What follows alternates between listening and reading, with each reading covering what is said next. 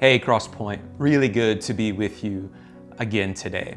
Hey, I just want to take a moment and I want to just inform you of a couple things going on in our community so that you and your family just know some ways that you can stay connected around here. So if you're a high school student or you're a parent of a high school student, this is just a quick reminder that our high school programming we call Rhythm Remix kicks off again tonight at 6:30 p.m. And so it's a large group gathering of high school students, and there's teaching and there's music and there's ways to get involved for them to creatively love on people in our city and in our world. And so I hope that you'll take a chance to get involved with that. And also, just as the parent of a high school student, I'm really grateful that my student has some other adult people in their life that speak into their lives. And I'm forever grateful for that. And so that's a tremendous gift for any parent. And so I hope that you'll take advantage of that and encourage your high school students to participate. Tonight, 6:30, you can find the Zoom link on the high school website or in the high school email. Also, want to let you know that this week Unpolished is kicking off.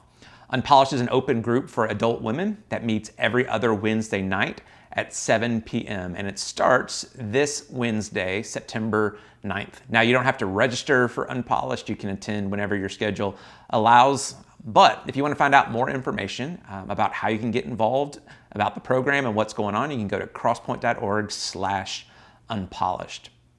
Also, many of you may or may not realize that we have a mentoring program here at Crosspointe, because the reality is we all go through rough patches, right? And we all get bogged down by difficult life circumstances, and it can be incredibly helpful at times just to have another person with more life experience or a specific knowledge base or even just a really good listening ear who will walk alongside you to support and encourage you and provide some wisdom along the way. And so if you think you could benefit from a mentor that has been trained here at Crosspointe, then I'd encourage you to check out crosspoint.org/mentors, and our leaders will do their best to connect you with somebody who can just sit down virtually with you right now and talk about life, and hopefully you can bounce some ideas off of and that they can encourage you and help you along the way.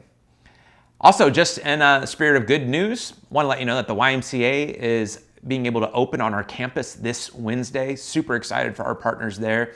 But I also want to let you know that right now about 100 to 150 kids will be doing virtual school on our campus each day, so that their parents can go to work. It's one of the reasons that we're not trying to even have smaller indoor gatherings on our campus right now, because we really feel like the best way we can serve the community around us right now is to make sure we can provide space for these kids to do virtual school. So that's going to be happening every single day, Monday through Friday.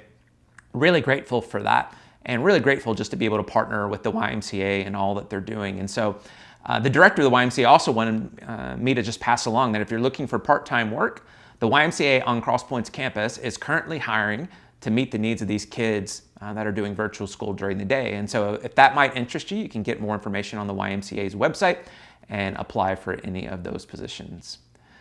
Again, thank you for everyone who continues to fund all that we're doing here at Crosspointe and to help make the ways that we get to love and serve people possible. If you want to continue to fund what's going on here and all that we're doing and all the different ways we're trying to love and serve our community, there's a couple of easy ways to do that. You can go to crosspoint.org/contribute, or as always, you can text the word crosspointenc to the number 77977. It'll shoot you a link to your phone. You can do a debit card on there, credit card. You can also find information on our website about different ways you can give, whether that's through PayPal or stocks, or mailing in checks, all those different kinds of things. And then in terms of announcements, I just want to let you know that next week we're going to be kicking off a new series of teachings that we're excited about. It's called Yesterday, Today, and Forever.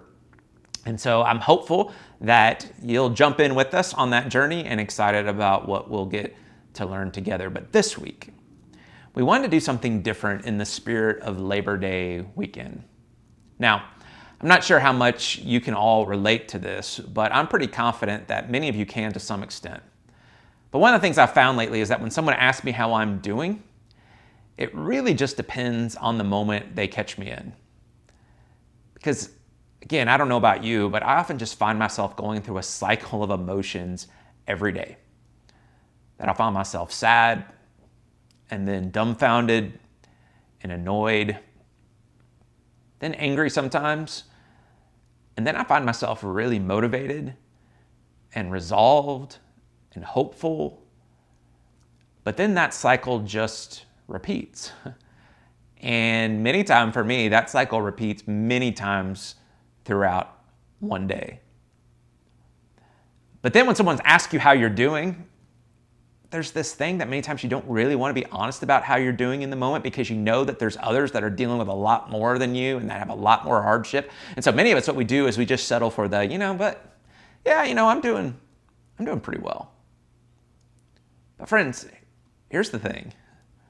When we consider the increasing layers of systematic injustice coming to light in our world, and a deeply divided nation that we find ourselves in, a tense national election, a global pandemic, job loss, all sorts of uncertainty, adjustments to the way we have to work each day, the way we do school, the way we do relationships, that nagging feeling of wondering if you're going to walk outside or go into a store, if you're going to get sick, that feeling of annoyance you can have when you realize that you forgot that you have to have a mask with you before you go somewhere, or that sense of frustration and indignation when you see someone without a mask in public and you find yourself getting angry at people that you never thought that you would just get angry at total strangers. And then when we consider the isolation and the loneliness and the feeling of living in this upside down world, here's the thing. It can be exhausting. And it can feel like the weight of the world is on your shoulders and you just want an escape. You just want to put the weight down for just a little bit. But here's what we also know. That some things you just can't put down. And then there's other things where you may feel like you could put them down. You could stop watching the news. You could stop scrolling through social media. You could go off the grid technologically, except maybe for what's necessary.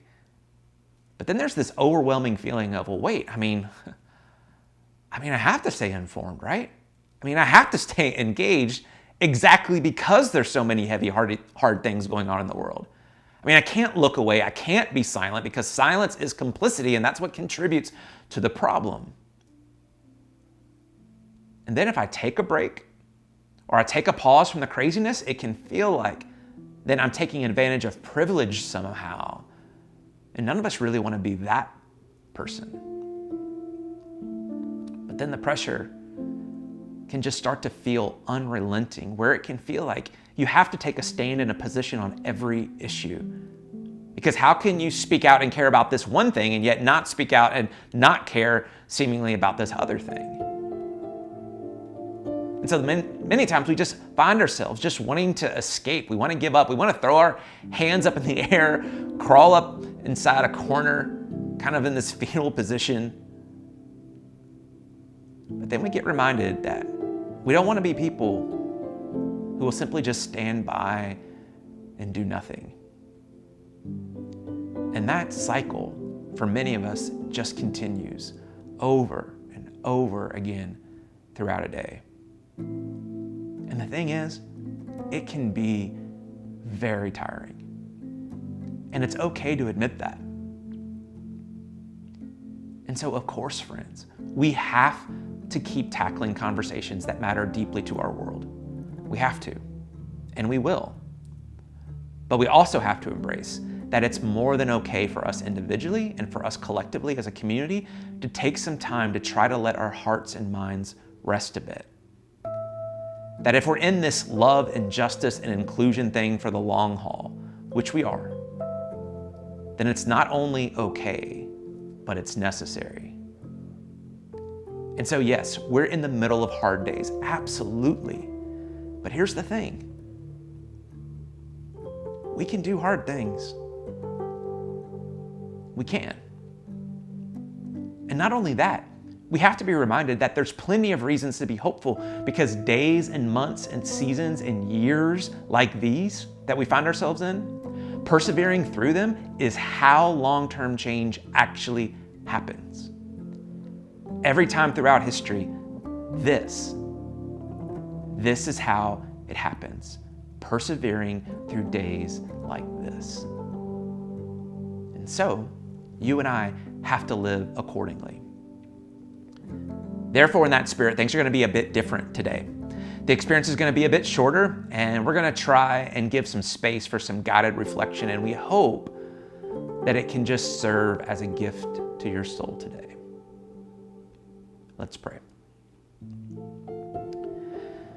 God, you invite us to come to you, all of us who are weary and burdened, and you will provide rest.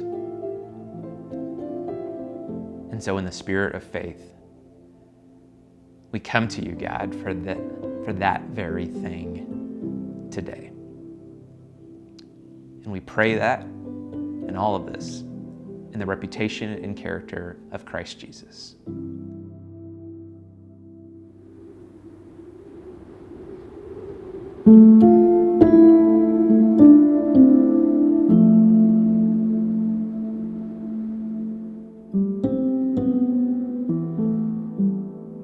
There's an ancient story that most every one of us knows, but few of us have considered that it might, among many other things, be offering us peace.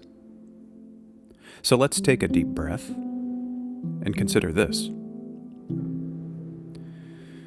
The Lord God instructed Adam, "From any tree of the garden you may eat freely, but from the tree of the knowledge of good and evil you shall not eat, because the day you start eating from that tree, you will begin to die." The name of that tree is noteworthy.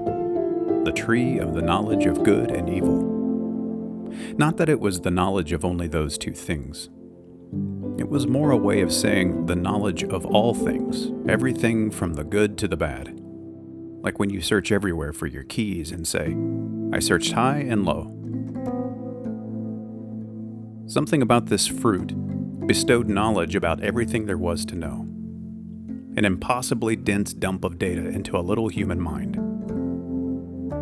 The result wasn't anything like wisdom or enlightenment. For those first humans, all this knowing, packed into such limited ability, was an introduction to dying. They ate. They knew. They became racked with fear and shame and alienation. They lost paradise. And here we are, their grandchildren, still trying to find life by swallowing down more information, consuming headlines and others' expectations, wondering why life feels so hard. But what if we could get the garden back by learning how to embrace our limits, our vulnerability, and return to being children who trust God to be God? Rest in this idea for a moment.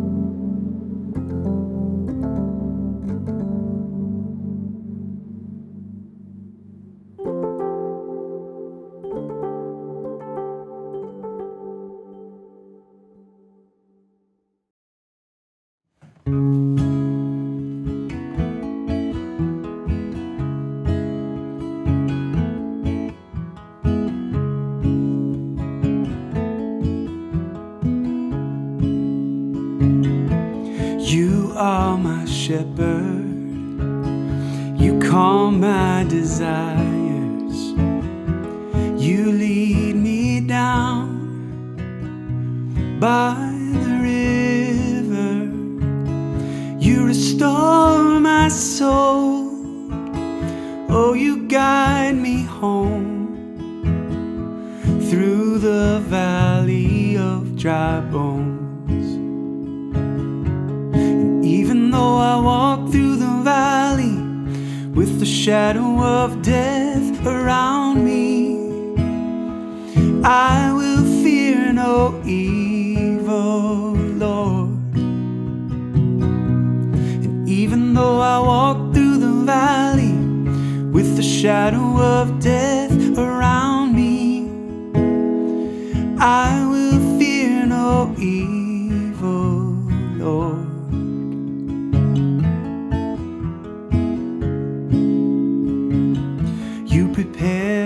table in the midst of the battle for saints and sinners all together.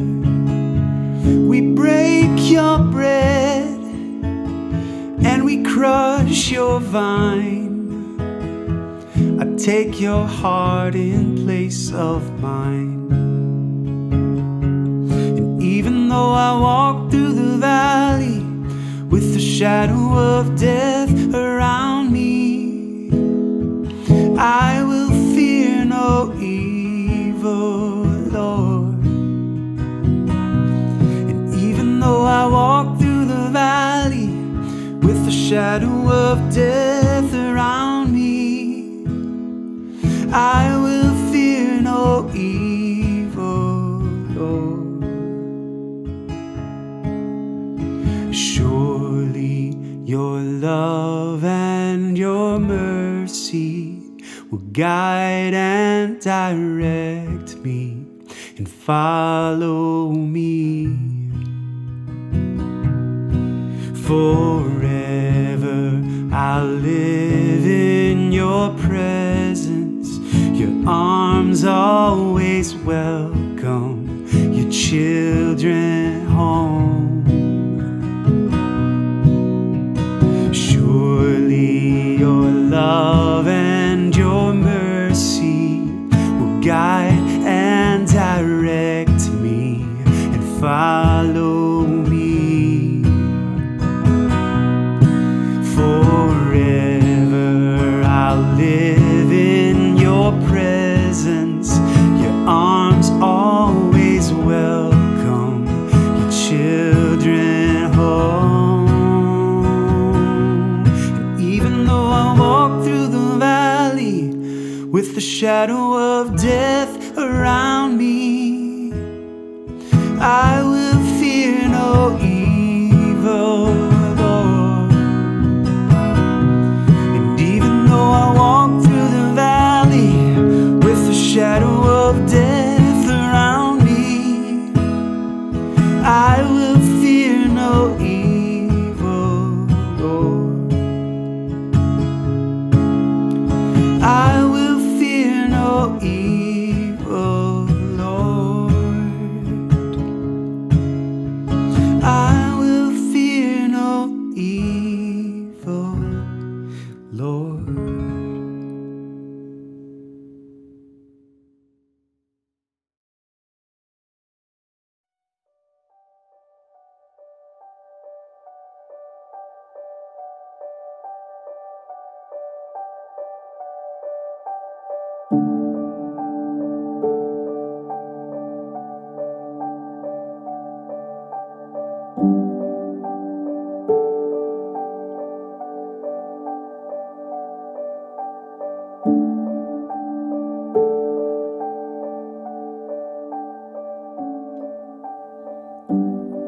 God so loved the world.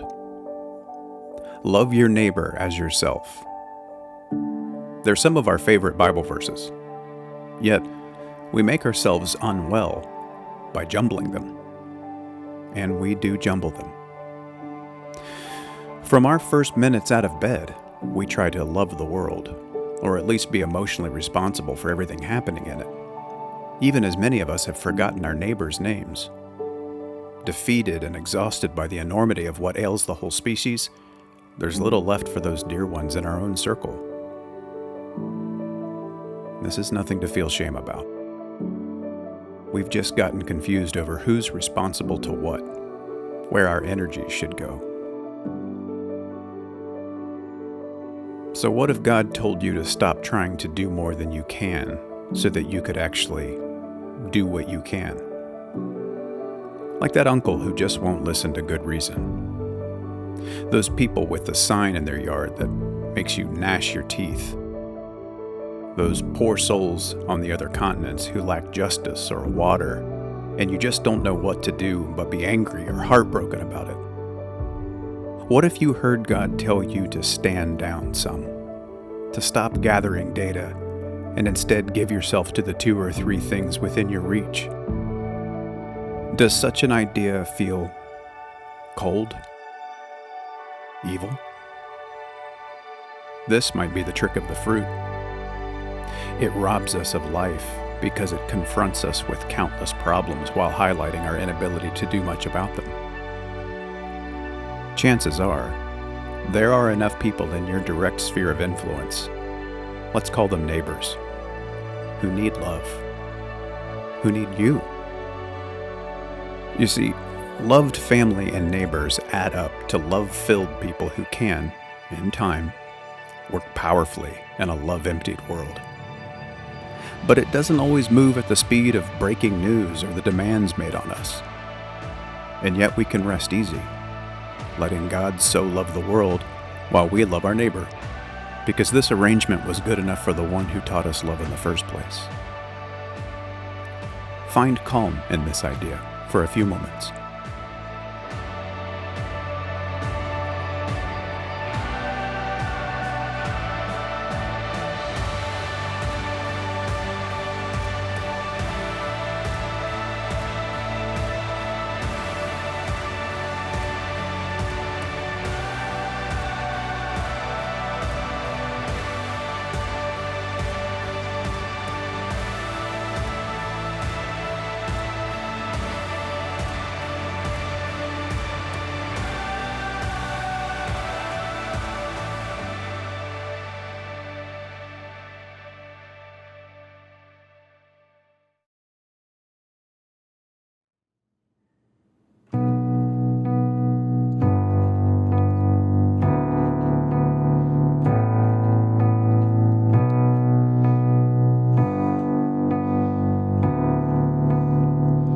Let me carry your burden. If something's not right, I will let you know. Like the paint that's drying on a heart that's broke. So let me carry your burden. Get you back on a high when you're feeling low. When the weight's too heavy but you won't let go. Come to me, my brother, and I will sit with you a while. Pretty soon I'll see you smile, and you know you will. No matter how much you're hurting right now, you know that everything will change in time. So let me carry your burden.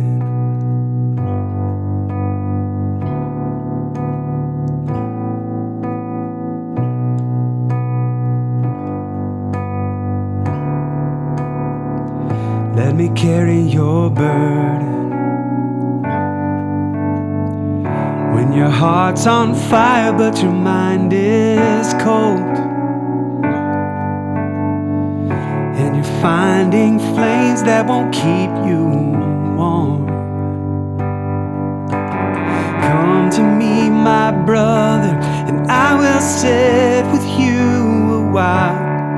Pretty soon I'll see you smile, and you know you will.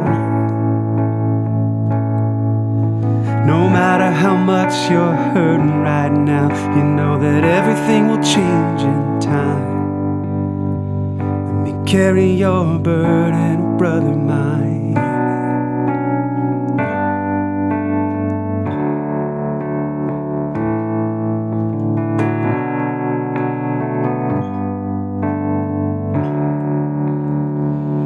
Let me carry your burden. Come tomorrow, you'll be right as rain. It'll quench your fire, wash away your stains. Come to me, my brother, and I will sit with you a while. Pretty soon I'll see you smile, and you know you will. No matter how much you're hurting right now, you know that everything will change in time. I just might see in another light. Got no dog here in the fight. I can carry your burden, brother mine.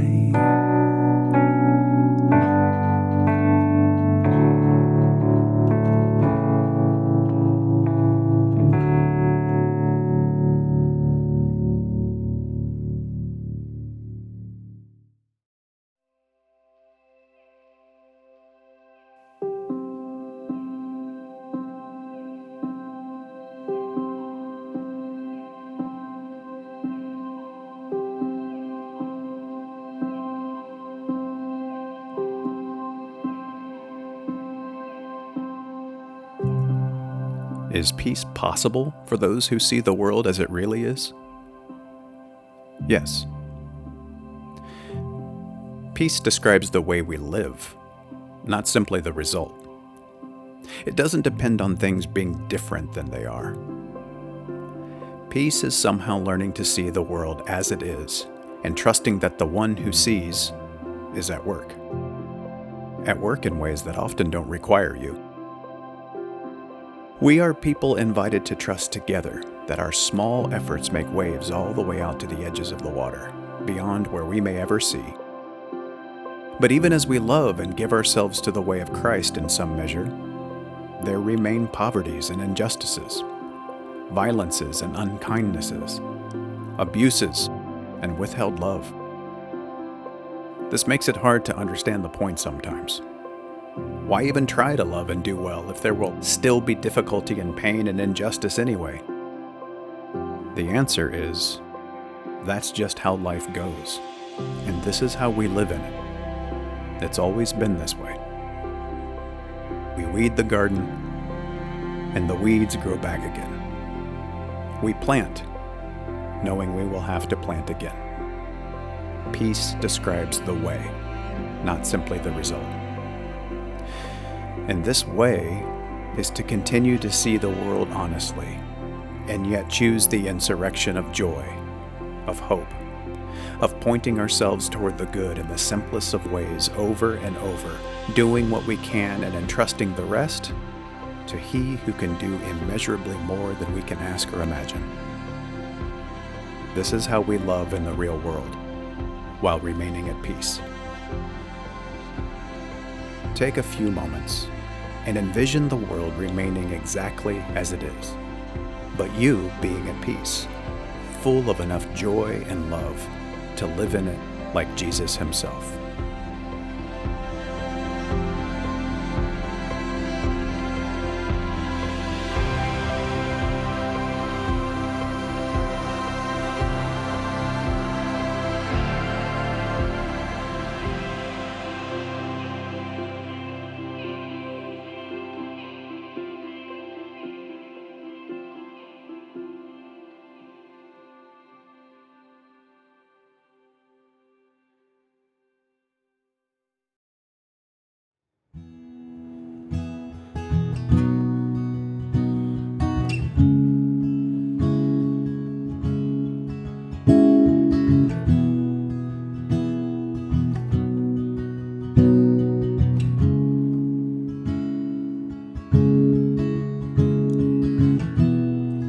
I will be still.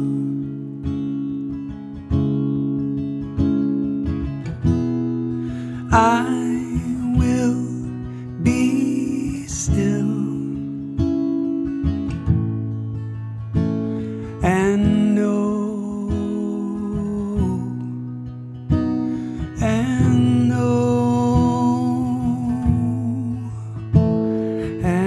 know you are God.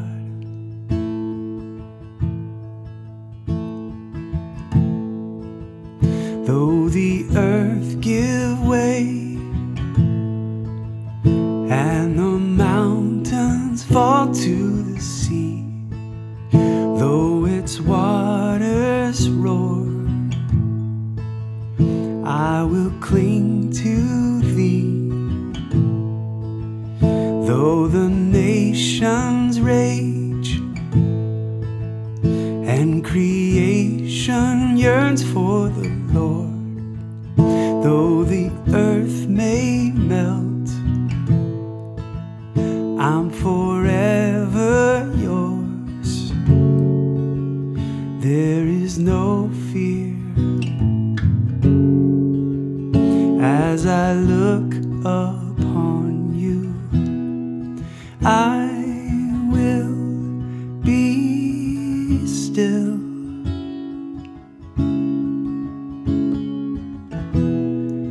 I will be still and know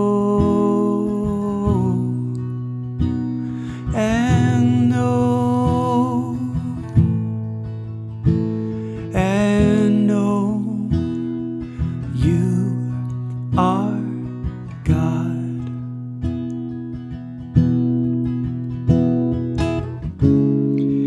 Forever, my refuge. Forever, my strength. Forever, my helper. Forever, my friend.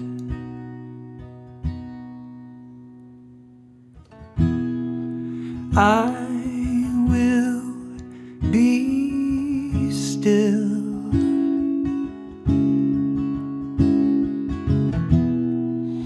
I will be still and know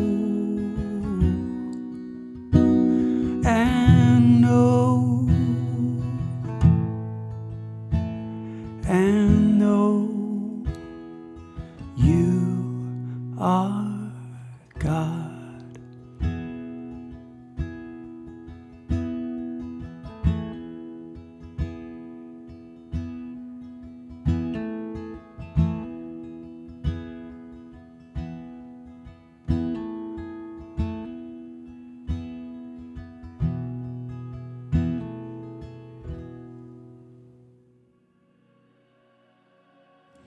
This week, as we move into Labor Day, we want to invite you to rest from your labor, to take some time to just be still, to be present.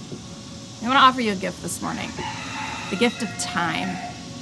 Time to use however you'd like to. So rather than watching one of us for 20 or 30 minutes share ideas, we want you to take some time to just be present with the things that are already around you. There's so much information that comes at us every single day. That sometimes we just forget to stop and listen, to be present, to listen to God, to listen to our own breath, to listen to the voices of those around us. We want to invite you to be still where you are, not in a be still and watch Netflix kind of way or sit on your couch and scroll through your phone kind of way, but to listen to the places where God embodies the world around us every single second. To focus not on the creating and the participating in, the organizing, the managing, but to focus instead intentionally on where you are right now, what's around you, what are you a part of. We invite you to put aside thinking about lunch, about what's happening this afternoon or tomorrow or next week. Don't plan for those things. We invite you to put aside listening to those social media notifications. Those are never going to cease, but we can cease our insistence and our instinct to instantly respond to them, to be a part of the never-ending online narrative. Silence that noise for a little bit. How you spend the next few minutes is completely up to you. This might mean turning off this feed and going for a walk by yourself, with a pet, with your friend, with your partner, with your family. But as you go, embodying a sense of wonder. What do you see? What do you hear? Are there insects, animals, other people? Does the air have a smell to it? What does it feel like? What does it taste like? You could also do this from your front porch, from your back steps, from your couch. This might mean that you take a little extra time today to just be silent. Maybe you go get an ice cream or an extra cup of tea, but you take time to savor every moment. We offer you the opportunity to be simply still where you are. For the next few minutes, this channel is just going to continue to play something quiet and still. You might want to just sit and focus on that. You might want to close your eyes. Remembering that although we are bombarded with so much information and so much burden every day, we are a part of a world community, and we are not solely responsible for responding to and solving the problems of the world alone, instantly, or all at the same time. So we offer the next few moments to you as a gift, to let go of the laboring, let go of the need to know, of the need to control. Let your mind rest. Listen to the sound of your heartbeat, to the sound of your breath, to the chaos of your children. Wherever you are, whatever you choose to do, rest, breathe, just be.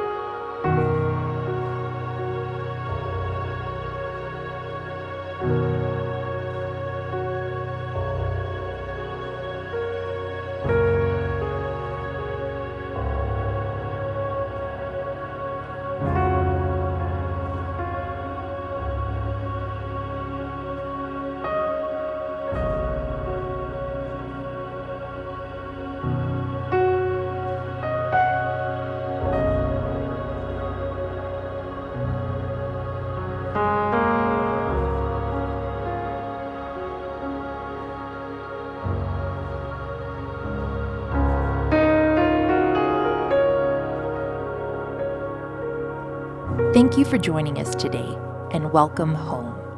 If you are in need of assistance during this crisis, please reach out at crosspoint.org/help.